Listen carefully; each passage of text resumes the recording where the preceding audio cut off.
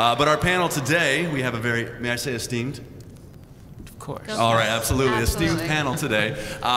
This panel is the best production practices for your web series. And what we're going to pretty much talk about is producing the nuts and bolts of producing a web series and doing it on a lower budget, and kind of examining how to do that, how to maybe cut corners without sacrificing the quality of your web series. And first of all, we'll do the introductions down the line, starting at the far end with Bob Jensen.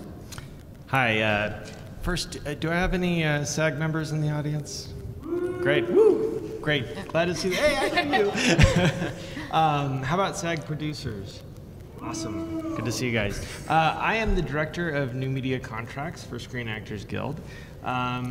That's a national department, so I oversee, I guess for purposes of this panel, the contract that oversees entertainment productions that are distributed online or any other new media platform. I'm an attorney, and I practiced for several years in the entertainment and technology industries before I came to SAG. The new media department at SAG handles many issues, including new media analysis, social media issues that pertains to actors, education outreach, the negotiation of all SAG agreements. We also handle the interactive video game agreement, and we handle performance capture issues like you see in Avatar or Tintin or something like that, and also new media. So that's who I am and that's what I do. Very nice. And next we have Tamara Krinsky. Yes, hi, I'm Tamara, and this mic is loud. I am the New Media Program Manager at the Writers Guild of America West, which is the union for TV and feature film writers, as well as new media writers. I manage our program, which is a combination of outreach, contractual work, and looking at the bigger picture of what is the place for creative professionals in the online world these days. So I do a lot of speaking to people at events like this, making sure that people know that we do indeed cover written work online. If you are a Writers Guild member and you are writing new media, whether that's mobile, for the internet, etc., you do need to be working under a covered contract. Do we have any WGA members in the room? We do not, but what you should know is you can actually, it is actually possible to earn membership in the Writers Guild through new media work. So that's something we can talk about a little bit later. My background is I'm a performer, SAG member as well, and a journalist. I've been an interactive producer at an ad agency, so I bring all of that experience to my position at the WGA. Very nice. And next up, Michael Bellavia. It's Bellavia. Bellavia. Yes. Ooh, I like that. So I'm on the board of the New Media Council of the Producers Guild. As opposed to the other guilds, we're not a union. You don't have to come to us to necessarily kind of work under a specific contract, but there are different kinds of members within the Producers Guild itself. There are folks like myself who are kind of new media producers, and I'm not an employee of the PGA either. I'm just, everybody that's there is a volunteer of the board and just the membership. But by day I do run an interactive agency as well as an animation production company. So we are dealing with some of these things. Sometimes they have been union productions, sometimes they haven't been union productions. So it runs the gamut of things. So I have kind of nitty-gritty experience as well as kind of looking at how the new media landscape is impacting the way the PGA even conducts itself and kind of brings more of new media folks into its collective. Great. And last but not least, here on the end, we have Sean Becker. Hi everyone, and I just want to say, joking around, there are exactly twice as many people here than at the comedy panel this morning at 9. Yes. Well, 9 a.m. So now I'm intimidated because the crowd is all doubled. But hi everyone, my name is Sean Becker. I work just entirely on the production side of web series. I'm a director. Two of the shows I direct. One of them is called The Guild, and the other one is called the Jeff Lewis 5-Minute Comedy Hour, which I also co-created with Jeff Lewis. And that's an introduction, right? That's very good. That's a great introduction. Absolutely. Sure, you round of applause for all of our panelists. Absolutely, I saw one coming right there. If I may brag for you a little bit as well, for Sean, don't you, out of all the comedy nominees for the awards ceremony tonight, aren't 4 of them from your shows? For of the comedy nominees? the company, no, only just the Guild and Jeff Lewis. Right. For best comedy. But individuals, as far as individuals, like Felicia's nominated and Sandeep and. Oh yeah, no, we have. I think the Guild has 9 nominations and Jeff Lewis has 5. So we have that's 14. There's math there, 14. Yeah. And I'm actually up against myself for directing. Yeah, good luck with that. That sounds like a good problem to have. So as we get into the panel, I would like to, I have a number of questions that I want to run by all of you all, and then later on, after we do a couple of these questions, and hopefully feel free to respond to each other, I'd like to go from developing an idea all the way to the post-production of it, and how each of you feel, we'll do a little bit of a timeline, and where you can kind of save money, and where you should when you should first approach maybe SAG or WGA or whatnot in the process, because I know there's a lot of questions I have. No. What's that? Not right now? No. Before you even think of the idea? And then of course, we'll open it up near the end for the audience. If you have any questions out in the audience, absolutely. And just for reference, my name is Joel Bryant. I'm a producer, mostly an actor in new media web series, but I produced my first web series about 1.5 years ago. And through that process, I learned a lot and had to learn a lot. I also made a lot of mistakes, and I still don't know even half of what there is to know. So I'm looking forward to hearing a lot of these questions are really questions I still have even after producing and releasing a web series. So we'll just get into it. As far as this is more for like SAG and WGA, as far as costs going into it. You know, I think that's one of the major concerns, obviously, from a producer standpoint. Is if you could just kind of elaborate on what kind of cost there would be involved if you went, you know, when you go SAG or when you go WGA. Sure. Yeah, I'll start. Well, it's free to become a signatory producer to a Screen Actors Guild agreement. A lot of people think that there's some kind of an application fee or something like that, but there isn't. And the interesting thing about this agreement and for entertainment productions, okay, so what we're talking about here and what I'm speaking to are pieces of entertainment that are made for initial distribution online that are linear as opposed to interactive like a video game in nature. That's going to qualify for the SAG New Media Agreement. Now, there's a scale that's completely negotiated in terms of initial compensation that you'd pay your actors. So that's really good for the producers, and it's also good for, you know, actors who want opportunities to work on web series or something that's made for the internet or, you know, mobile or something like that. So, you know, keep that in mind, but also don't forget that when, you know, even if you're not signed to a Screen Actors Guild agreement, you still are creating an employer-employee relationship. For example, in the state of California, there's a wage order for the motion picture industry that mandates minimum wage be paid to professional actors. That's not SAG's rule. That's not the WGA's rule for writers or something like that. That is a law. And all the different states have their laws as it pertains to this. So you're going to want to at least pay your performers minimum wage. So that's a cost there. The SAG agreement does allow you to defer that payment to, you know, some point in the future. For example, if you get, you know, distribution on DVD and you make a certain amount of money back, or you have, you know, brand or something like that sponsor your production or something like that. Just as long as there's some probability in the future that this payment would be paid, that would qualify as a valid deferred compensation. And so keep that in mind. Also, on top of what you pay your actors, you're going to pay pension health contributions. Under the new media agreement, that's 16.5% on the gross, okay? So what that means is for every $100 you pay an actor, you're gonna pay an additional $16.50 to SAG pension and health. Now, if you defer the rate, you can defer paying that pension health payment until the deferment becomes due. If the deferment never becomes due, if you never hit that mark, whatever it's negotiated, then you don't have to pay the pension and health on that. There are other costs that might come into being sometime in the future if a residual kicks in, say this web series or something like that gets picked up for distribution on television.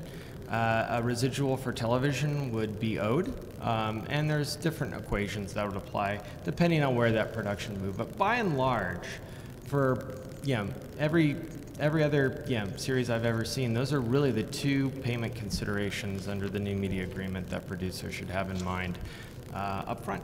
So really, they should budget for. So basically, and I would never advocate this being an actor myself, but you can really go in there without any upfront money going to SAG. You know, if you defer payments and whatnot, you can really, if you have to scrimp and save, if you have no budget for a web series, you're really, you can, I mean, obviously, in good faith, you do deferred payment and, you know, to pension health and whatnot, but you can really go in there without having to spend. Right, but also keep in mind that it's a negotiation. So Sure. if you're looking to, you know, and you're not going to, you know, have a guarantee that, you know, the actor that you want is going to work for a deferred rate or Right. something like that. So, you know, you might need to adjust your budget if you find somebody in your auditions or something that you really like, but, you know, they need to like at least $100 a day or their day rate. So Yeah. that's something that you should, you know, be a little flexible on. But yeah, that could happen. You know, Right. you might be able to defer compensation to everyone. And a lot of our members want to become producers themselves, and they have a bunch of friends. And you know, because they're SAG members, they need to enter into a SAG agreement because SAG members can't work off the card. So they all, you know, defer compensation or something like that at minimum wage, and you know, it doesn't cost them anything up front. Sure. And what about the WGA? The WGA is actually very similar to a lot of what he was talking about. It does not cost anything to become a signatory. Is everyone familiar with the term signatory? No, okay, I think I heard a no. Basically, all a signatory means is that a production company signs to agree and abide by all of the provisions that are in what we call the MBA, the Minimum Basic Agreement. And that is our contract. It's the contract we've had, you know, that governs everything that happens with our television writers, our feature film writers, and now, of course, our new media writers. So again, there's no cost for that. You can actually download the form online if you want to become a signatory production company. There's a process to go through. It's pretty basic, and we can walk you through it. Obviously, we want to make sure you're a bona fide production company, but that's what the staff is there to help make sure that you can get through that process. And actually, before I even go any further, for those of you who are here, so that you don't have to write down notes upon notes, if you go to wga.org/new media, a lot of the details of what I'm talking about will be there. And if you're watching this on a stream later on, just click on over wga.org/new media. There's forms and information. Okay, so that's the signatory. And then as far as initial compensation is freely negotiable between a producer and a writer. It just can't be zero. So you must pay the writer something. We, of course, highly recommend going within California state law, minimum wage, all of that. But at the end of the day, it is negotiable. And then on top of that, we also have a pension and health contribution. Ours is 16%. So, you know, if you're paying your writer $100 an episode to write something, then you need to contribute $16 into the pension and health fund. So that's the main thing to know. The other thing to know is that we separate new media content. And by new media, that includes everything from mobile, tablet, interactive, et cetera, anything that's delivered on what would be considered a new media platform, into what we basically identify as three different buckets. There's what we call traditional reuse, and that is when a program airs on a traditional platform like ABC, you watch Grey's Anatomy, and then it airs on a new media platform in its entirety. So it's like when you watch Grey's Anatomy on Hulu. Then we have what you call derivative content, which is when additional content is made that is based on something that has aired, that is already a television program. So that's like when you have webisodes for 30 Rock. That's considered derivative content. And then the third content category, which I'm imagining most of you are involved in, is original content. And that's when you have something completely new that is wholly made for initial distribution on a digital platform. So with derivative content and traditional reuse, there are very specific formulas about what you have to pay your writer and what the residuals are.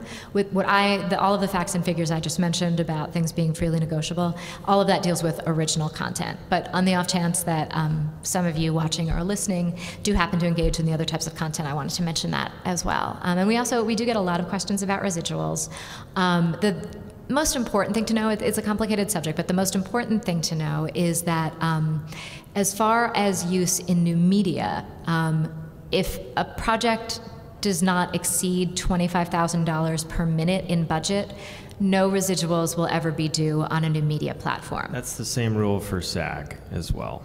So a lot of, sometimes as a writer, you may want to try to work under a contract, and the production company will say, no, we're going to have to pay residuals, no. Well, there are very few, if any, new media productions that currently are at the budget level of $25,000 per minute. So it's just something to know as a writer to arm yourself with if that's something you do indeed want to do. And as a signatory producer, it's a comfort fact to know that going into this kind of production, just an awareness to have that you won't have to deal with that. Obviously, well, not obviously, but as Bob was saying too, if a project crosses over into a traditional format, for example, if webisodes are released on DVD or aired on television, the appropriate residual for that platform is then due at the time. But there's no additional initial compensation. You don't have to suddenly then, let's say you create a series, it goes to DVD, you don't then have to do another initial comp payment to a writer of what he or she would have made had they written something for DVD. So it's just the residual for that platform. Yeah, for those of you out there who were producing before 2009, the SAG Internet Agreement had a different rule regarding that. Right now, yeah, you can move your content to a traditional platform and there aren't upgrade payments. But in 2001, all the way through 2009, there were upgrade payments. So out there on YouTube or any of you producers out there, if you're under that agreement, give me a call and I'll walk you through what we do to handle that situation. There has been some confusion out there. A lot of people think that these upgrade fees still apply, but they don't for SAG agreements. And you can find a summary of basically what I've told you at sag.org. If you click on the Production Center and then New Media, you'll find a lot of slides that go through a summary of all these details out there. Cool. sag.org. Yeah, the other thing I recommend is on our site there is actually a document called the Guide to New Media, which you can download. I would have brought copies, but we actually just updated it with all of the latest information from our 2011 contract renegotiation. So no print copies yet, save some trees, but you can go online and find it. And the online version has been updated, it is current. And now with Michael, with the Producers Guild, it's a little different than SAG and WGA, as you said in your introduction, because you necessarily don't have to go signatory Producers Guild. There isn't something like that. What's that? There isn't something like that. It's just basically we are kind of a body providing advice and a network for each other. Right. And there are a series of credits that we've established to even across new media productions, but they're actually kind of flattening. There used to be all these little silos depending on if you were a mobile producer, if you were a DVD producer, but now there kind of is a trend within the New Media Council itself just to say a producer is this, an executive producer is this, right. And these are their functions, and if they can get credited, which we always like to see happen, these are the kinds of functions and roles that person would have performed in order to attain that credit level. But there isn't, you don't have to come to us to figure out how you're going to produce your web series and figure out how much you are going to pay your producer, because you're likely the producer, so you pay whatever you can, and if anything, and so there isn't something like that with us then. So cool. And Sean, with the Jeff Lewis 5-minute comedy hour and the Guild, they're kind of two different beasts, funded very differently, because the Guild, I think most people know the story. It started out, the fans essentially paid for the bulk of the first season, and then sponsors came on board. So kind of Microsoft and whatnot takes care of that now. With Jeff Lewis, you did Kickstarter. And I know a lot of producers out there are going either Kickstarter or Indiegogo or trying to crowdsource stuff. How did you, and it was successful because you've got more, you achieved your goal plus some. How did you, what was the, how did you do that through Kickstarter? Because I know a lot of Kickstarter people don't meet their goal. What's the difference, do you think? Well, that was basically the Jeff Lewis 5-minute comedy hour. For those that don't know it, it's a sketch comedy show. We have one season out right now, and it's 10 episodes. Each episode is one individual sketch, so there's no linear storyline whatsoever. It's basically almost like just 10 short films, but it's all Jeff Lewis's sensibility, his writing, and he's of course in it.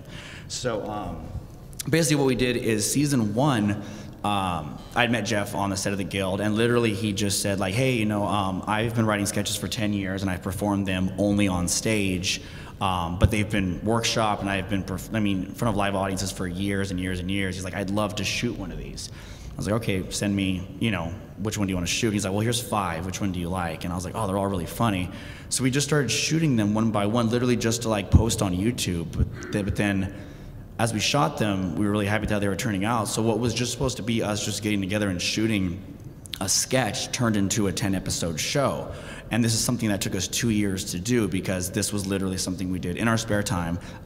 Jeff and I were paying for the entire thing, so we'd either, like if him and I both came into money, whether it was from him from an acting job or me from a directing job, we kind of just put this little nest egg aside and we'd be like, okay, now we have enough to make another episode. And so after 10, we're like, and with that came like, one of the funniest things I've ever heard on a set, and I wish I had said it, but I didn't, but someone else, I think they were late to set, and one of the producers goes, what are we deferred paying you for? and so with us, it's, we were kind of doing a similar thing, where we would just, you know, we would pay people for their equipment rental, and then they would come with it and whatnot, but it was a very like guerrilla way of production. And so now what we want to do is we want to do a second season, but we didn't want to call in favors. We wanted to do it right because people like the show, and we're like, well, we want to do this on DVD. We want to, you know, do well. And the problem with sketch comedy and web, and I, in my opinion, in TV too, is it's very hard to get established. Like I've pitched the show everywhere, and everyone loves it, but they want a guild. They want a narrative, full seasonal arc. So we don't have any funding. So basically, the decision came to go to Kickstarter, and we're like, well, let's just, for the hell of it, let's just try it, and let's get like an amount that we can work with and pay everyone like their rates.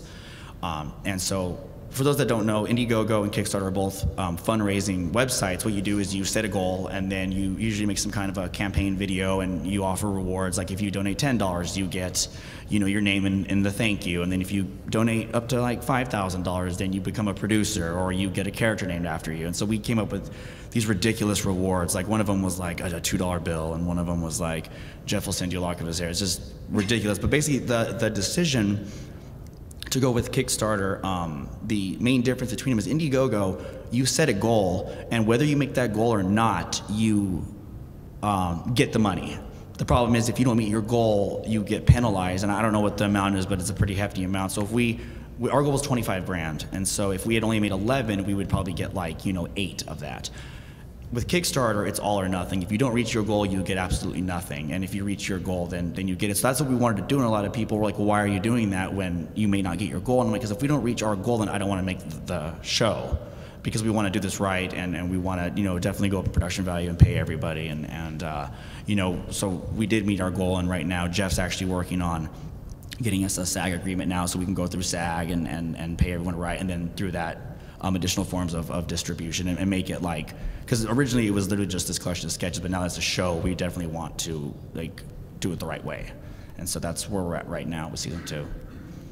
Do you have any experiences as far as crowdsourcing? 'Cause I mean, it's really popular as far as producers go. Any experience as far as Kickstarter, Indiegogo, or anything else that, have you ever? We haven't used it for either the productions we've had funded by kind of, I guess, traditional, even for new media purposes, in the sense that funded by another entity, another producer, or one of the studios, or it was something that we just internally funded, kind of from having other, like what you were saying, basically other project work that we did, we squirreled away our little nest egg and then funded it internally ourselves, basically. Cool. So let's go through a timeline. We also have a lot of productions that we cover that are funded through this donation models.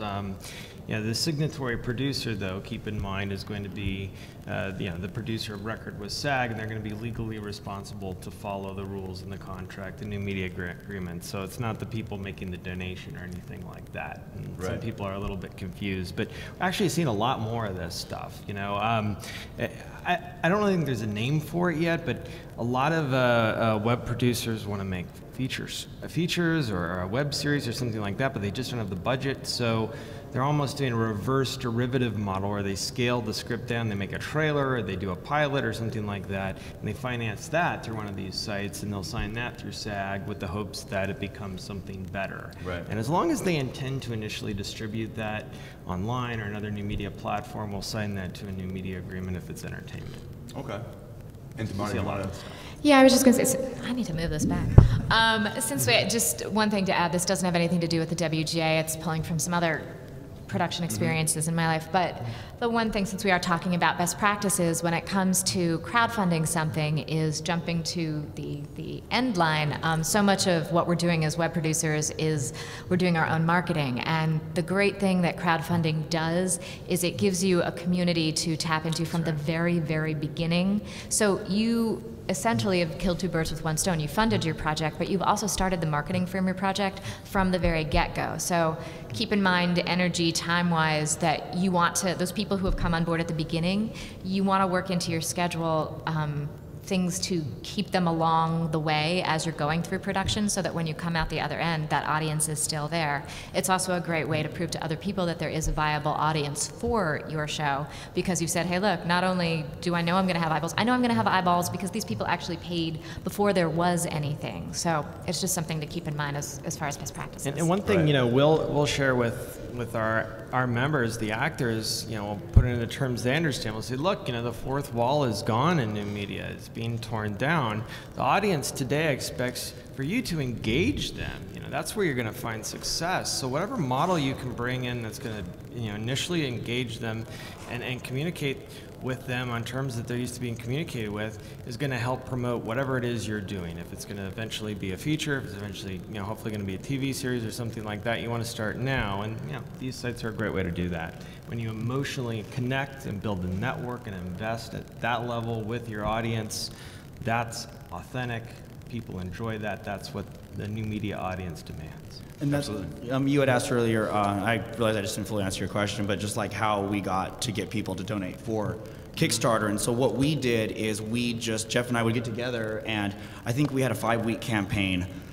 So every single week we would release videos, constantly, just releasing these videos, giving updates on the Kickstarter account. We would do ones where Jeff was starting to look defeated, and he's like, we're not gonna make our goal, and he's like, okay, so far, you know, and we would give examples of what your money would buy you. Like, we try to get really creative with the videos, and that's one thing I love about Kickstarter is some of the videos, it's, like those could go viral. Like some people have done such great jobs. Like I saw this one where it was one single shot throughout an entire house, and in that one shot, the director or the creator introduced you to the entire crew through this really creative way, to where when it was done, you're like, I have no connection to these people, I don't know them, but I love this video so much, like I'm gonna donate. And I think they raised like $100,000, something like that. Like, because the video itself went viral. Yeah, you know? So Jeff and I, we basically like would keep engaging with our audience. It wasn't like we just put it up and crossed our fingers. It's like we consistently kept checking in, and whenever, you know, we were thinking like, oh, we're not gonna reach our goal, we just started releasing new videos, and people start passing those videos around. Right. And so they became little sketches themselves. And so through that, we even would say like, hey, like, you know, we may not make our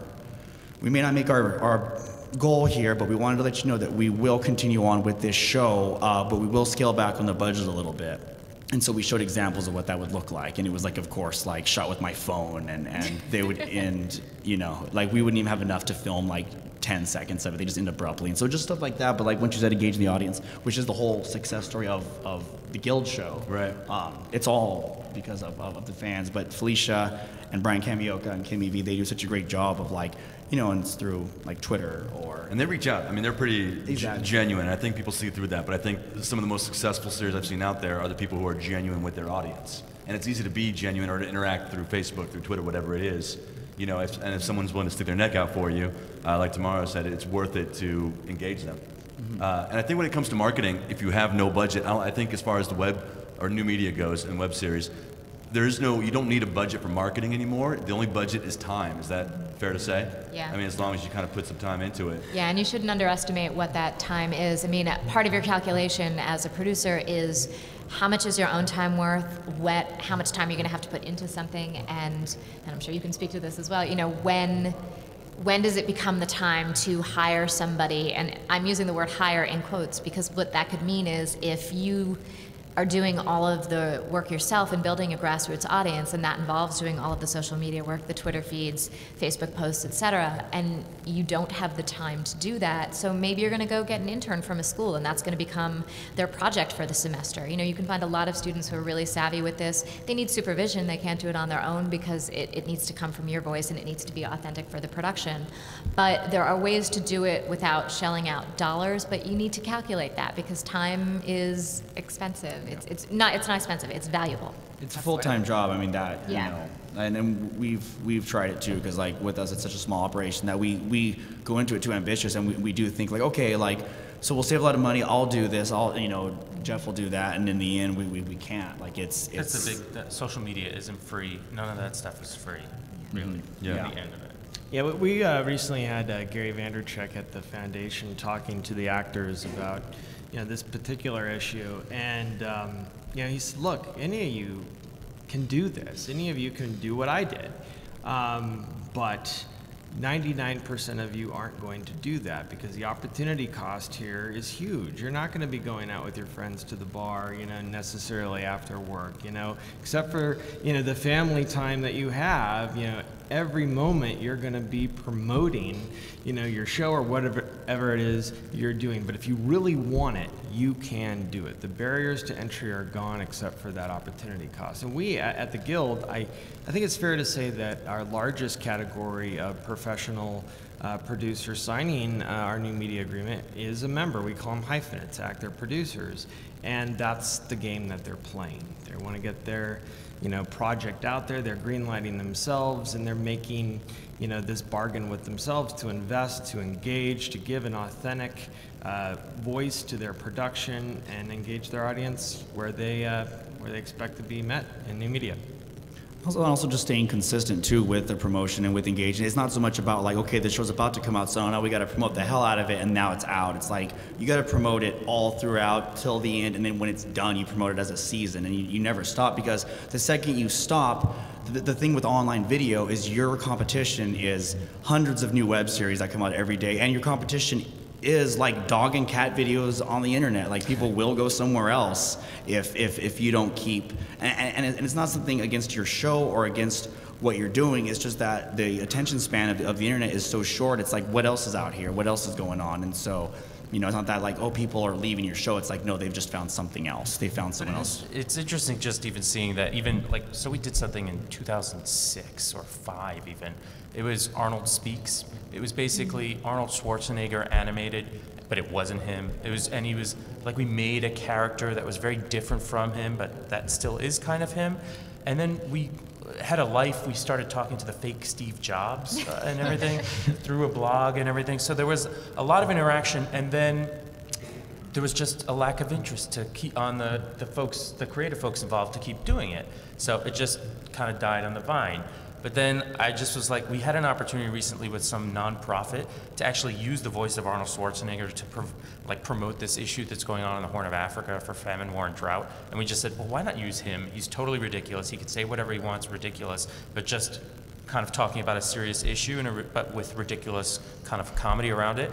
And those same fans that were there, they're like, oh my God, where were you? You're back now, and everything. Right. And so now it's like, are we really supposed to do this? Because I don't know if these guys, again, I don't know if they're that motivated to do this stuff. Right. So it's like, just beware of the devils that you incubate and how long they get incubated for. Well, it stuff stays online too. Yeah. Stuff stays online for a long time. Because it's still there. I'm not taking it down. Right. That stuff is still there and everything. And there's still all these comments. I used to go in and kind of even work them, but that, again, that's such a slog, honestly. And so if you're going to do it, then you got to do it. And if you're not going to do it, just accept you're not going to do it. And what the consequences and benefits might be. It brings up the interesting point of when you are making online content, part of it's about whatever the individual project that you're making at the time, but it's also about establishing your career as a creative professional, whatever area you're working in, whether it's as a producer, as a director, a writer, an actor. And you are branding yourself as much as you are branding that project. And as far as the time suck that all the social media can do, I think one of the most important things there is consistency. Say what you're going to do and then follow through. So if you know that you have the man or lady power to do a new blog post once a week and to tweet once a day, do that. If you know that, blogging's never going to happen, you're not going to put up things about what's going on behind the scenes, but you constantly have your phone with you and it's really easy for you to tweet, and that's what you can do consistently, do that. So be consistent so your audience knows what to expect and then you won't disappoint them. Because once that project is done, you can then take them with you to the next project. I mean, you've now worked on several projects, and your audience follows you where you go. So, you know, that becomes an important part of your life as a career professional. And that dovetails into something else that the WGA deals with, which is credits. One of the most important things for our members is that credit that they get on a show. And that's because at the end of the day, your value and how much you are compensated, how much you get paid, is equated with how well your work does. Well, we need to know, and the audience needs to know, that you've done your work. And the great thing about the internet and digital properties and social networks is that, especially for writers, it's a way to come out from the scenes and say, hey, I wrote this, I'm a voice behind this, this is who I am. It's really easy to see who the actors are. They're front and center. And directors have an easier way of doing that too. I think it's always been a little bit harder for writers because we start at the beginning of the process and, you know, are often a bit divorced from the process as it goes on. That's not always the case in digital, which is fantastic. And it's one of the reasons that part of our agreement for new media deals with establishing a credit from the very beginning. You have to hand in a notice of tentative writing credits.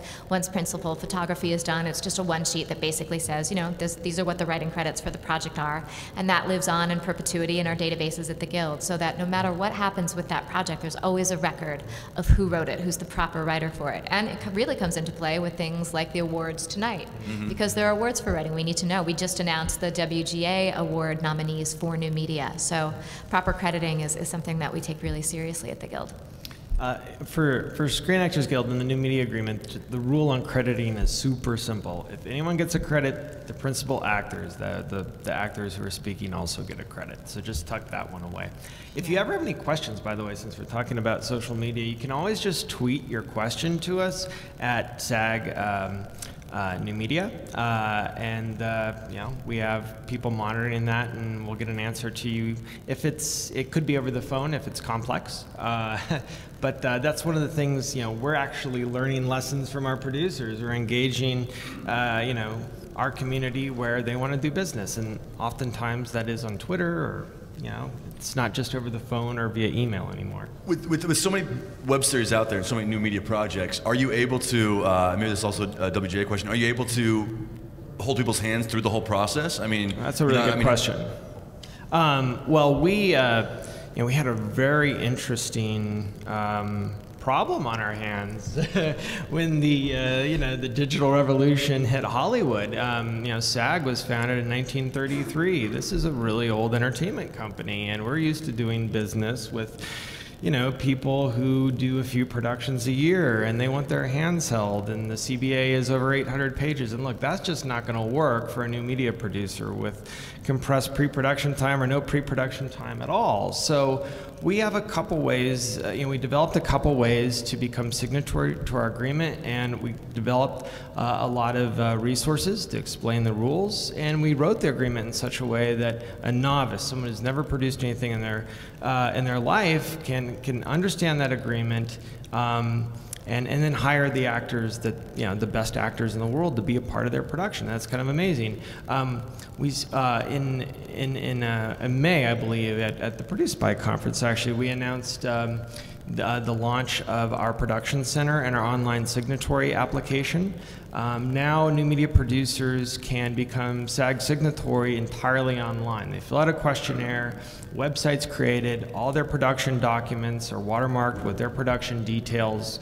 Many of the fields are pre-filled out for them. They can submit that stuff online. They can digitally sign their agreements and their other paperwork online. And a lot of new media producers are choosing to go this route simply because, they don't have to wait for business hours. They might be producing in New York, and the LA office isn't open, something like that. But we also have a paper-based process for folks who are more comfortable with that and want to have their hand held. And a lot of producers still go that way in new media. And then we also put all of our documents on our website at the Production Center, sag.org. Click on Production Center and then New Media, and you'll find downloadable PDFs of everything that you're going to need with instructions. So and those are fillable PDFs now. So we put a lot of work into this. We're still in beta. We're sending out surveys to all of our signatory producers. We want your feedback. You guys are experts. You're the best people in the world, and we recognize that. We appreciate that. We want your feedback on how we can make our system better. This is the first union in the world that's done that, done this sort of thing, and we hope that it sets the bar and other unions follow to make, it possible to professionalize this space, bring standards over, and be more efficient. Cool. So, so we've saved. So in developing our hypothetical web series, we've saved money on the marketing end. We're not paying for any marketing, which is great from a producer standpoint. It doesn't cost anything to do paperwork, as far as the guilds are concerned. So I would like to go kind of through a timeline and see where else we can shave some stuff off the budget and whatnot. But before we do that, I want to go at the audience before we jump into a timeline. If anybody has any questions, feel free. I have so many. Oh, dude. First of all, my name is Cheryl Schaefer. It's Veterans of Veterans TV. We're nonprofit. Nonprofit. Perfect. Yeah, I have lots of questions about that. Okay. Do you want to start with one? There's a microphone over there. And then, oh, there is a microphone over there. Or I could just repeat it. That's fine. I could. It might be better for the online audience. Oh yeah, I forgot. Yeah, we're online. Yeah. Sure. Go ahead and approach the microphone, if you will. Sorry, it's conveniently located at the far end of the room. The next room. One of the questions that you spoke, this is for the lady from the WGA, is how does someone get credit as a writer? Because I actually write the series, but it's really a talk show. So basically I write questions and ask guests to answer them. That's something talk show is a different format because you're not writing a script. I mean, when you talk about talk shows, you're really talking about informational programming. Yes. So you would want to talk with our credits department about sort of what the boundaries and guidelines are for informational programs, simply because there are differentiations between, for example, writing copy for a host versus what's happening in an interview situation. So, we can certainly guide you to talk to the right person there. Great, thank you. I mean, I know that when we were even talking with SAG in particular, there were issues of them still judging, even if it's new media, is this something that is a commercial, or is it branded entertainment, or is this pure entertainment? Like, there was literally a video that we were going to be working on for the AFL-CIO, actually, but it was all comedy, but then at the end, there was going to be a little from the AFL-CIO. So that's a commercial, but yet the whole thing was all comedy and everything. So I still think that even within some new media things, you're still going to need to kind of go and see, like what you're asking, does my stuff qualify even within the guild as far as some of these different things? Yeah, just because new media generally refers to delivery, how something is being delivered, but there's still a whole other level of qualification or differentiation as far as the type of something. The type of content it is. And I'll clarify, what's going on at SAG when that happens. We're talking about an entertainment-based new media agreement in this discussion, but we also have internet and new media provisions in our commercial agreement. So that's still a new media, it's just under a different agreement with different provisions and use terms and that sort of thing for a commercial. The interesting thing that's going on with entertainment productions in new media now is all these sponsors and brands are coming in, and so it kind of gets cloudy. That's where we're going to hold your hand. That's where we're going to give you a lot of time and attention. Of course, we'll hold your hand if you need to. Just give us a call, and one of us will be there. We have a dedicated department for this. But that's where there's a lot of questions that we're going to ask, and just a broad overview. If you have if you have a 3-act structure, if you have characters, if the storyline has got a dramatic narrative, that sort of thing, that's going to be entertainment, irrespective of whether or not there's brand integration or sponsorship or something. But if the central focus is a product or a service, and you're not following or investing in characters of the story, that's more of an industrial type production or a commercial. But that's not a hard and fast rule. Don't take that one to the bank. Give us a call, send us your script, and we'll walk you through it and clarify it for you.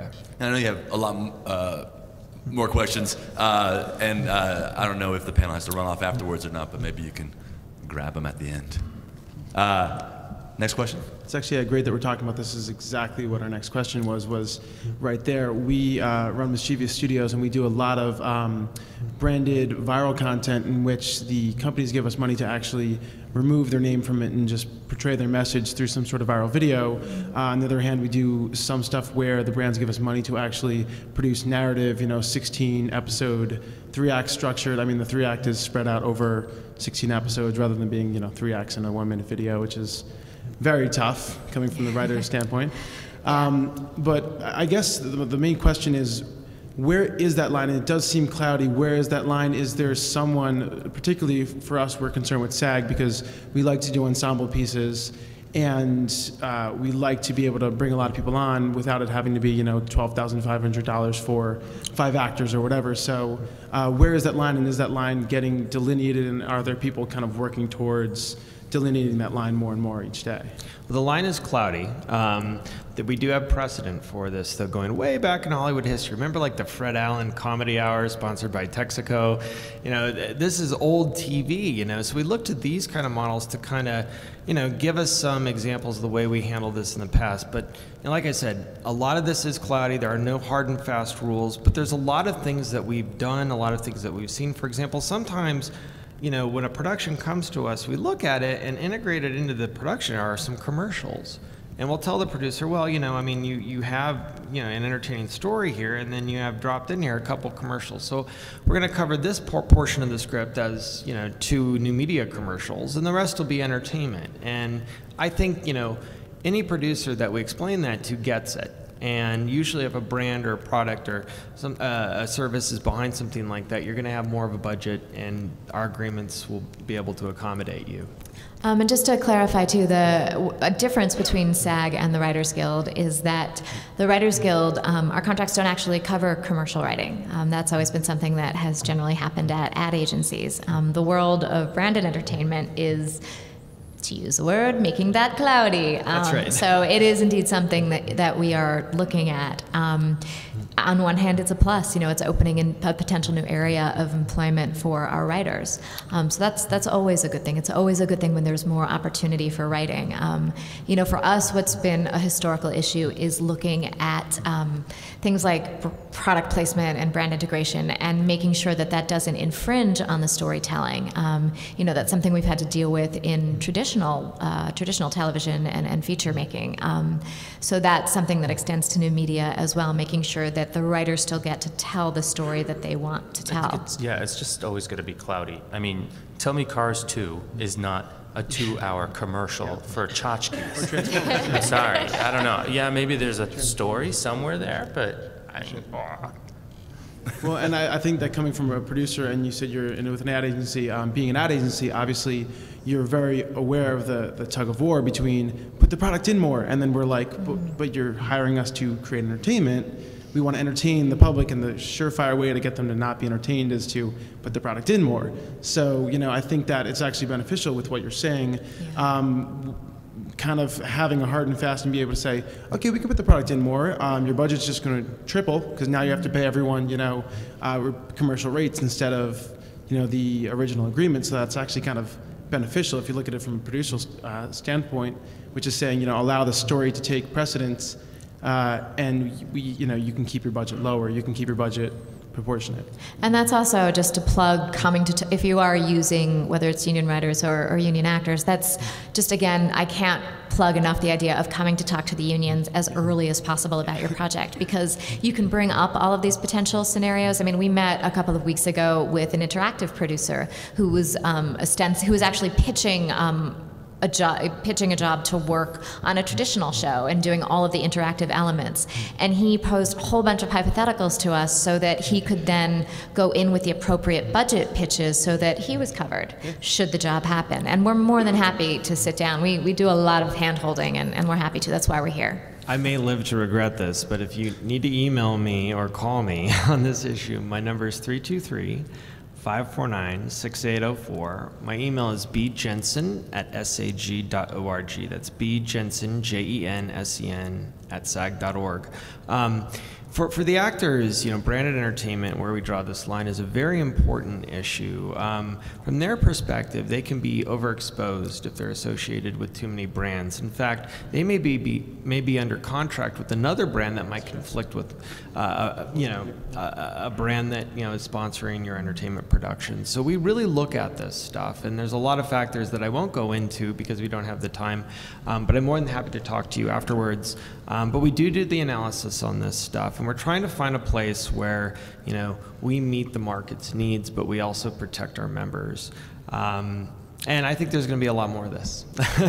The money's really coming in. One thing I've noticed though with the brands that work over and over with us under the new media entertainment agreement is they give the producers a lot more creative discretion on how to use their budget. They're not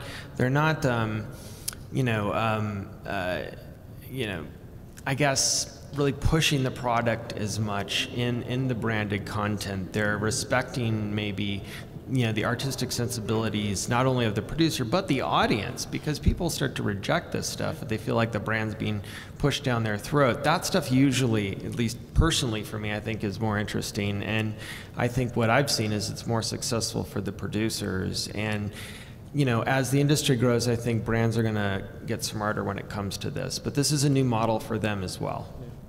And Sean, as far as sponsorship on the Guild goes, you guys have Microsoft, is that right? Yeah, Microsoft sponsors the show. So and Sprint, didn't Sprint do a season? Yeah. How does that whole relationship? Yeah. I'm curious how that whole relationship kind of works. That's where I was going to go too. I think it was one of those things, and this is just coming from my point of view. I don't know that's probably more of a Felicia or Kimmy question, but what I think is when Microsoft wanted to do these slate of shows, I think they were going to do more. I could be wrong with that, but when they did acquire the Guild, it was just a package deal with Sprint, and so all they require is that before the episodes start, that they run a Sprint bumper in front, and it's on a Microsoft platform, whether it be MSN or Xbox Live. But other than that, we don't, They're not really forcing your creative hand. No, in fact, at the panel earlier today, we actually talked about this, and Microsoft does not even see the episodes until they are turned in and finished.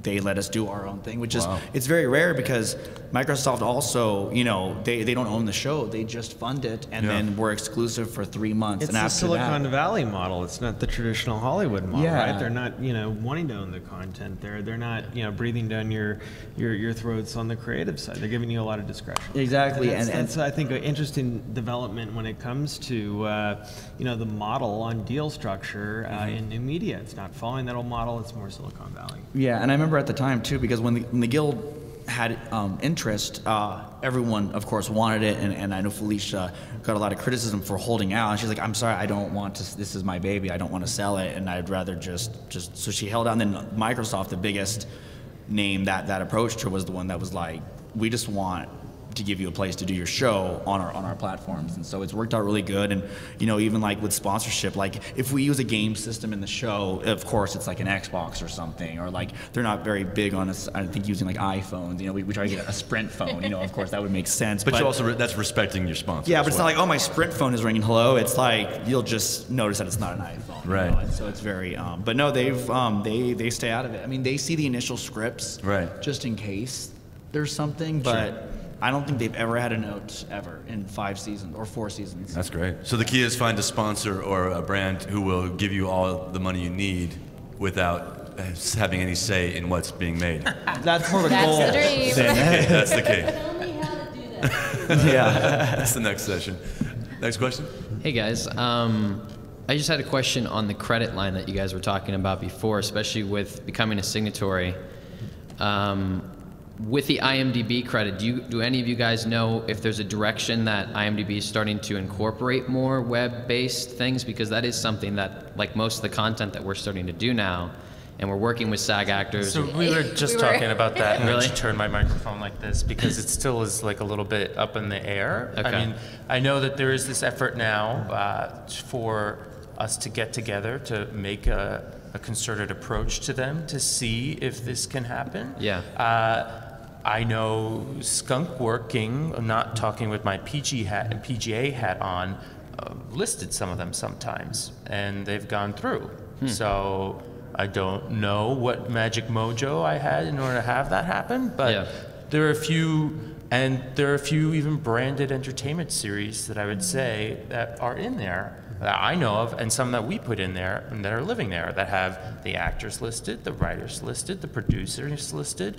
So we'd like to make that a little bit more on the up and up and on the no, I think. So that's part of this effort of us going there, since they are the kind of go-to place to find these credits. I know for the Producers Guild, though, there's even, I mean, there are mobile things even, and I know there's some mobile productions in there, and they get listed as TV series and things like that. They're all listed There are as video TV series. games, online games even in there that are not video games on the console thing. So as a producer, they'll be scrappy and do whatever they want to get their publicity out there as much as they can. So there is some entryways right now. It's just not fully established. It's not. I don't think it's fully set in stone, but I know that we're trying to make overtures now in a concerted holding hands all together to go into there to say, we'd like to have this legitimification process. Yeah, I mean, just a little bit of insight into the process that we've learned from both some of our efforts, but also from talking to others who have tried to knock on the door of the IMDb to get listed. You know, some of it has to do with the official reason is the IMDb wants to make sure it's listing bona fide productions, productions that are quote unquote legitimate or professional. So for a while, and I don't know if this is still true, but for a while, being listed had to do with had you been reviewed by what they considered a legitimate resource. Exactly. The problem is many of the resources, and I shouldn't actually say many because there aren't a lot of them, but the few resources that were, or outlets that were covering web series in the view of the IMDb weren't legitimate. And the problem is the New York Times isn't covering that many web series. Yeah. So that's issue number one. But if you kind of lift up the curtain, part of what's behind that is in order, there's a certain amount of work, you know, and money that goes into creating a page for each show and supporting that. And so the IMDb needs to feel that a show that they put up, or a page that they put up for a show is going to get visits it's going to get eyeballs. And in their mind, web series have such small viewership that it may not be worth it for them to put it up. So that's just a little bit of the insight there. So we're going to, you know, do whatever we can as a union to try to get our writers listed. You know, we love the idea that if a Writers Guild member has worked on a show and is credited on a web series, we think that should say, hey, this is clearly a professional production. We are working on trying to share that viewpoint with IMDb. Okay, cool. Thank you. And IMDb also is, you know, the more history you have with them, the quicker they will be to list whatever you submit to them. I mean, obviously, they still have a vetting process, but if you've been listed there, if you have a number of credits, or if you have a history of submitting, I don't want to say, let's say traditional media stuff to them, then they will give you more clout when you submit, you know, web series and whatnot. It used to be short films, but once again, it's so cloudy, and IMDb, I think, is just trying to catch up like everybody else, like the guilds and everybody else, trying to catch up with the terminology and everything else, and trying to figure out really what space we're playing in right now. Hi, Douglas Hunter from Los Angeles, originally an independent film producer. I'm wondering if any of you can speak to what we can do savings-wise on the set, cameras, lights, sound, that kind of stuff, where we can cut back. Do cell phones work? You know, where can you use some of these technologies? What can we take advantage of that's coming to the market? I'm not totally hearing. Can you speak? Oh, sorry. Can you talk more to the equipment that you can use on a set to decrease your cost, to the camera, to the lighting, to the set itself, to locations, to any techniques or strategies behind that? I come from independent film producing years ago, but I'm just curious what's being used now. Are cell phones being accepted? Is that kind of quality being accepted by the viewers out there? Are there any savings in that area that we can look at? Yeah, I'd love to get into that. Basically just the practical stuff as far as the actual production of it, saving money, aside from you know, if we could just avoid asking friends or favors or any of that kind of stuff, or I think everybody is familiar with guerrilla shooting stuff, which can save you money by not paying anything and doing it illegally, which is very popular. Are there any kind of tips or tricks on saving money as far as, I mean, we'll start right here with Sean, as far as saving money on the set. Do you have any experience with that as far as? Yeah, I mean that's a pretty, that could be a whole panel on its own, basically, just that one question. Just because there's so many different areas, but just some things that we've done.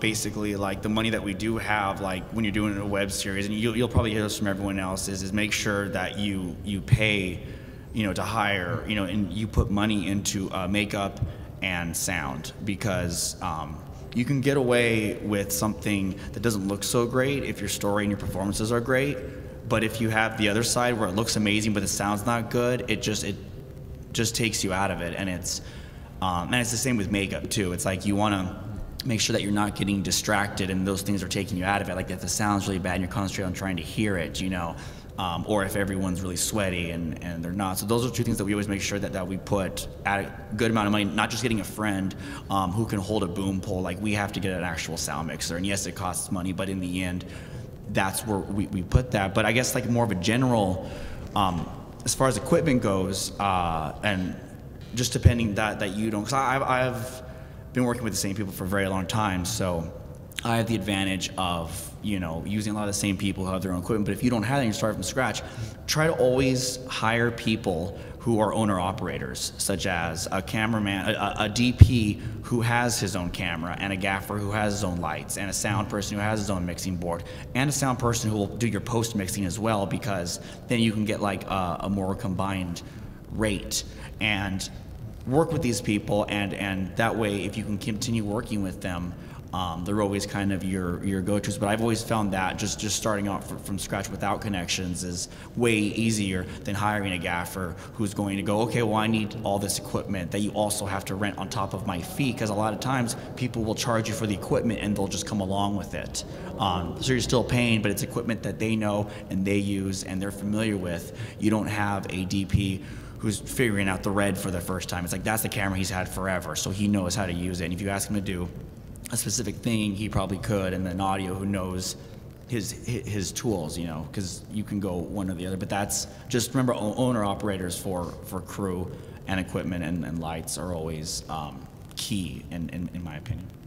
Yeah, just a couple other things along those lines on the production side is, if you don't have, a crew that you've been working with for a while, and you do at least find one or two people who you like, see if they have people that they've worked with as well, because at least if they have worked together before, they'll have a shorthand which will help you move through things faster on set, because as we all know, time is money. So that's one thing. The other thing that's really interesting about web series is me and this mic are not friends today, is that it's interesting in that series are structured in a lot of ways like TV shows. They're often episodic, but what we're finding more and more is they're being shot like features. Because you're not, for most web series, you don't have, like television, you don't have a standing set that stays up when you leave that you can just go back to. Rather, it's more like doing an independent film where, maybe you have one location for 2 days and another location for half a day and all of that. So you're building your shooting schedule like you would an indie feature. And at the end of the day, that will actually help you save money. So think about that when you're structuring how your shoot days are going to go, because it has to do also with clustering your actors, how many shoot days they're going to work. So if if you're not familiar with it already, getting some background in how scheduling can work to maximize your budget. And then the last thing I was going to mention too is when you are talking about crew, obviously the more experienced a person you have, the better it usually is, simply because of speed issues. Obviously they have to jive with you and your creative sensibilities as well. But with IAWTV, I was speaking with a couple of friends who did this on their production. A big deal for all union members is qualifying for pension and health. Now, with Writers Guild, it has to do with earning a certain amount of money. With IAWTV, it has to do with working a certain number of hours in a production year. So what they did is they were actually able to negotiate rates to work with IAWTV members, so that they could gain their hours, because that was the most important thing to them. They weren't so concerned about making money. I mean, yes, everyone likes to do that, but really they wanted to get their hours. So, it's just something to think about as you're looking into ways to get more experienced people. Another thing that you just reminded me is going along with going back to crew and equipment, if you're hiring your keys, a lot of those people usually will come with people that they've worked with for a while, which what you said does save time. Because if you don't do that, if you hire a sound mixer who wants to bring his own boom operator, but instead you're like, oh, my friend will be there, he can do it. It's like that's still a skill, and so like your mixer is going to be basically putting on a training session for your friend the entire shoot, which is going to take up time, and that goes because not just anyone can. These are all specific like grips and gaffers and all these crew members. Like it does feel like that you can get your friends together and do it, but that does take a very long time, especially when they're working below someone who just has to teach them the entire time. Same thing with animation. Since we've done a bunch of animation productions, there usually is the packs of animators that even follow a particular director. So if you bring in the particular person, you usually can sometimes have a whole bundled up kind of animation crew with them. So. Gotcha. Oh, and one last thing. If the things you do have to spend money on, in addition to makeup and sound, you're gonna have to spend money on food. 100%. Yeah, so something else just to think about as far as saving money though, if you do end up with any kind of brand sponsor who, has product, whether it's, drinks or snacks or whatever it is, if in addition to whatever you're working out, your agreement is for whatever's on screen or money, etc., see if you can get them to give you a product donation that's part of craft services. Why pay for sodas and juices if Odwalla is your sponsor and can give you a case that you can feed to the crew every morning? The SAG New Media Agreement has no requirement for craft services, but that doesn't mean that you should skimp on that. You want to keep your actors happy, you want to keep them fed. Even though we don't require them to have comfortable chairs around set on new media productions, you don't want people sitting on a curb. Little things like that, I don't think you should skimp on. One thing I think that's kind of obvious is look at your script. Make sure that you don't have a lot of different locations going on or something like that, obviously. Also, if you are shooting something that's, a series and you decide to go with this feature-length route, well, here, look at the production, The Booth at the end. Look what they did with that production and what they got out of it. And I think they published their budget or how much they spent on it. And you'll see the few locations they had, but where they were able to spend, they went high. They went with great actors. They, just because you can enter in on the ground floor and you can crawl in the, the bar is an inch high in new media. Anyone can post their stuff up to YouTube. Doesn't mean that that's where your production quality should be, because that's the difference between you and everyone else out there. So yeah, start thinking strategically like this. And one thing for down the road, also when you look at that script, if you have brand sponsorship, structure your deals in such a way that if the brand does, if this goes online for 6 months or something like that and they don't pay an additional fee or something like that, produce or edit the production so you can change the brand. You can switch that brand out and put in a new sponsor. And these are considerations that you want to look at up front that I've seen a lot of our producers do that might, give you a lot of money in the end too. Well, okay, real quick. Also, along those lines, should you be lucky enough to get some international distribution, being able to swap out, see what's in your agreements. Being able to swap out a brand for a local brand internationally can extend the life of your project as well, and help monetize it in different ways. And one more thing I wanted to add is just, like me personally, I'm from a film background, so I'm aware of kind of my limits as far as like what I'm able to work on. Where one thing that I see, and it's a problem that I made early on, like film school, and I see a lot of people make it in, because a lot of people who are doing web series, a lot of people don't have film backgrounds. They literally just want to get into it, and that's awesome. But a lot of people go in with very high concept things for the first time.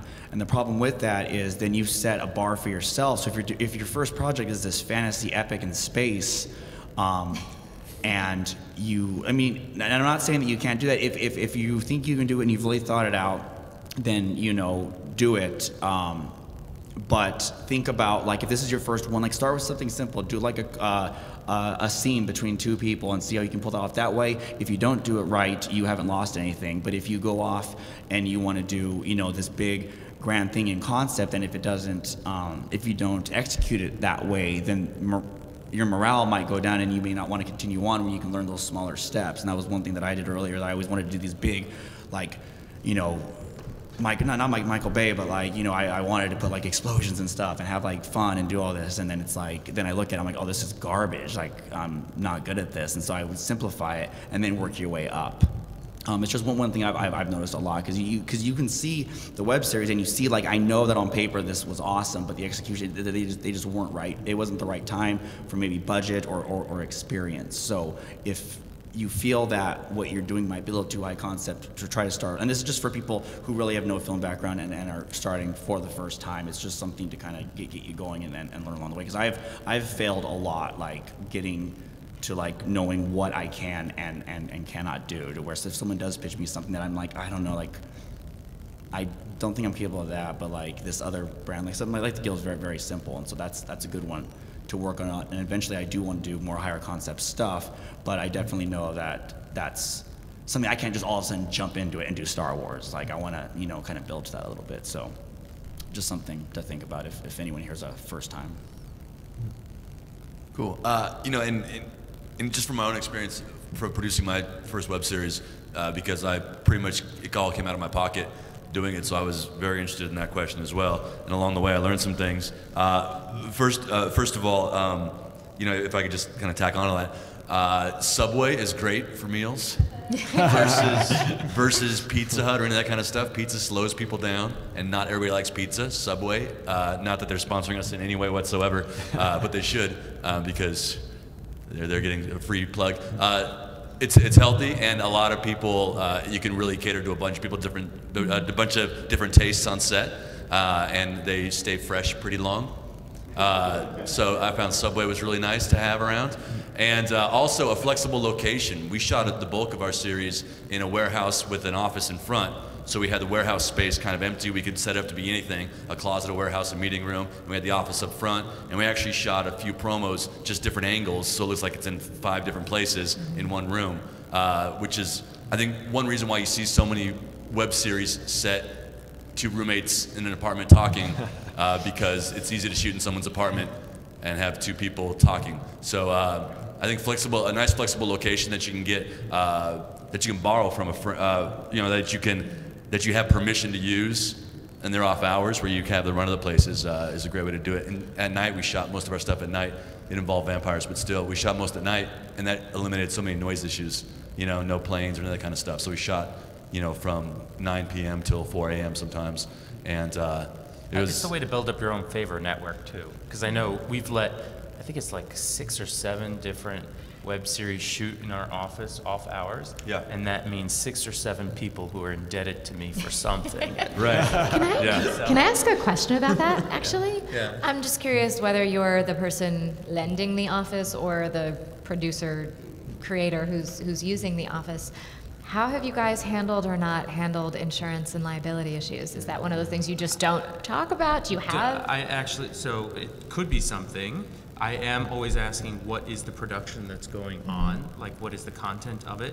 I have turned a blind eye to it, but if somebody was, I don't know, using the vending machine and it fell on top of them, I guess that would be my fault, or I could be sued. The building, right? Yeah, I don't know. The soda company. It depends. I don't know. Like, I know we did shoot something like that had in the building, because we have like a small warehouse space that had pyrotechnics in it, and it was like, that was a little crazy, because there were like these mini explosions. It was happening. It was a series that we did for Carl's Jr., so it was like a branded entertainment thing called Slot Car. So we built this slot car track, and then we had controlled mini explosions. But that was kind of nutty to do, because the place could have lit explosion, on fire. usually. The slot car track lit on fire at one point. So Yeah. Did I tell the landlord that we were doing that? No. Did you have a stunt coordinator? So I guess it's like you pick your battles, you decide where you're going to invest your money and where you're going to take a chance. And cross your fingers that... Right. You all came to Las Vegas, you could have crashed in an airplane. Took a chance. So you could be here with us. Or you could have had your flight canceled and you could have driven down the 15 at 90 miles an hour. I'll tell you how we did our insurance. We for one of our episodes we rented, actually, it was our biggest expense. We got a location downtown LA, and they required insurance for that location. And so what we did is I just put my feelers out to the web community, to a number of the Academy members and whatnot, just kind of put it out there. And through a friend of a friend of a friend, he emailed me and said, hey, I heard you're looking for insurance. I have this policy I paid for the next year. If you split the cost with me, you could be on the policy for a day for shooting. So, I mean, the web community is it's very into outreach. I know there's message boards left and right online. I know IAWTV.org has a message board. But if you need anything like that, just reach out or put a little post out there and say, hey, I'm looking, who has insurance? I'll split the cost with you or something like that. And you're taken care of that way. Here's another thing you might not realize with regard to cost savings and efficiencies. When you go union, if you go SAG, we're going to provide you the employment, a form employment agreement that you can use for all of your principal and background actors. The other unions will provide you the same thing. That's one contracting paradigm for you, so you don't have to hire an attorney to negotiate separate deals to get the rights to actually use the performances across multiple mediums. You have that paradigm in place. It's really simple. We give you the form, people sign it. Then you can attach a writer to that or an additional piece of paper with additional terms you negotiated. But you have that basic structure down, and that can cost a lot of money if you've ever done it. You said you're an independent film producer. If you ever did an independent film, you know what I'm talking about here. So we just have just a few minutes left, so I'd like to just quickly address, as we're saving money on our web series, we're doing pretty good so far. What is the biggest expense that you come across? And maybe this is the same. Maybe it's the same thing for both of these. The biggest expense that you find when producing your web series, and what's the biggest waste of money that you find that you see a lot of people do, who can maybe cut it out? You know what I'm saying? I think a lot of people spend a lot of money on a certain thing, and maybe they don't need to do spend that kind of money for it, if that makes any sense. Or just, the biggest expense that you find. So when you walk in, when you're producing a web series, when you go into it, you're not gobsmacked by how much something costs. Like how much this location or whatever costs. Even when I was looking for locations, I was blown away by how much people wanted for locations. And that really took me a while to kind of come to terms with, okay, I got to spend a little money here. Do you come across anything that's a huge expense that you see, or that is a necessary expense? I don't know. For us, I think it's always been, it's like this dual thing. You need to spend all that front time in the writing and the concepting, so you make sure that it's what you want it to be. Mm-hmm. But there's a chance, you can precious something to death almost at that stage even. Because then when you get on set or when you're actually in the production of things, well, that's not going to work. And we spent all this time kind of managing this to get to the right nuance at the script stage of things, and then it's like, oh my God, that's not going to work when it comes down to it in the midst of the production. So, I don't know, but it's terrible to say that because at the same time, you don't want to just slapdash something together and then be there in the midst of the production and be like, oh my God, this is a total cluster. Right. So I think it's kind of, again, choosing these battles up front, I feel like, and because that's the place where you're not spending as much money as when you get into the thick of the muck of it. Pre-plan enough and you won't. That, and then also, especially in particular on the animation side of things, as opposed to, let's say, on film side where you can maybe have some retakes, but you don't do that. With animation, that's where you can really precious something to death. And it's like, well, can he move like this? Well, let's change that background color here, or let's move him over there. And they think, oh, this is perfect because I could keep changing it. Whereas I think even when you're working with somebody else to have some of those rounds of notes, or how many things and along the stage where you have more notes at a beginning stage in storyboard and character design, to then when you get down into animation, that really should have been a rabbit instead of a turtle. That's like, what? That's the total wrong time to bring up something like that. So I think it's making sure you build in if you're working with somebody else, making sure you build that up earlier in the process. Because again, I think it's Lasseter in Cars in particular. I'll rag on that because I don't like the movie. But they went they keep going into it. They've gone into several films where they had no script or they didn't have the story finished, but they got to do it because they have the release schedule and stuff.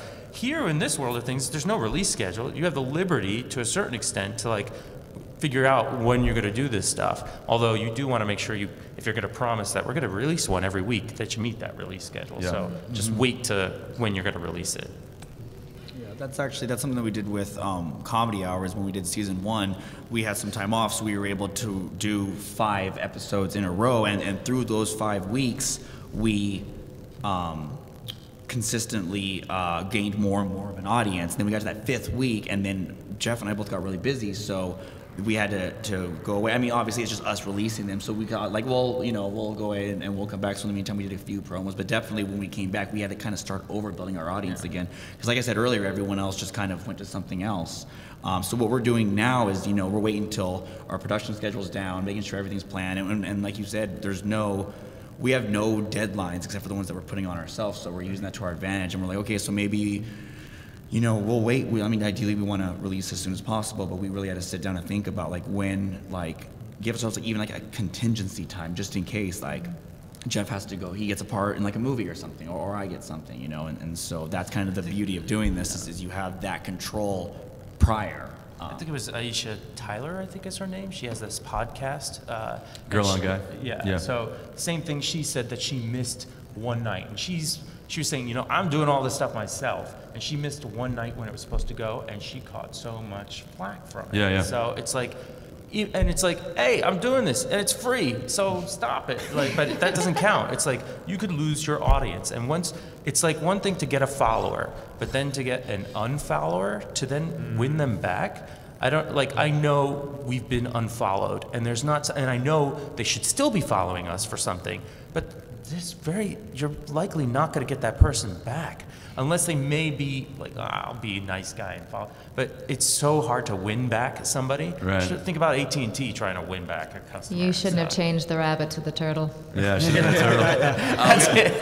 We got time for one more question. If Well, anybody something has else one more. just to add real quick to that. Sure, also, sure. I wanted to just- add one thing. Oh, there we go. Sorry, one quick thing is just something else to keep in mind too is we haven't talked about post-production at all. Right. And just as far as saving costs there, the great thing is tape is cheap. You know, it's not like it was when we used to shoot on film and it was super expensive. But no matter if you shoot and shoot and shoot and shoot and shoot, somebody has to watch that all, log it all, figure out how all of that's going to come together. And ideally, so a couple things to help with that, to help with your post time, because how long can you have an editor, especially if you're using an editor who is also doing it as a favor and has another day job, you know, to pay the rent and all of that. So the time may be limited there. So, you know, if possible, on set, take really good notes so you have a sense of what you really like.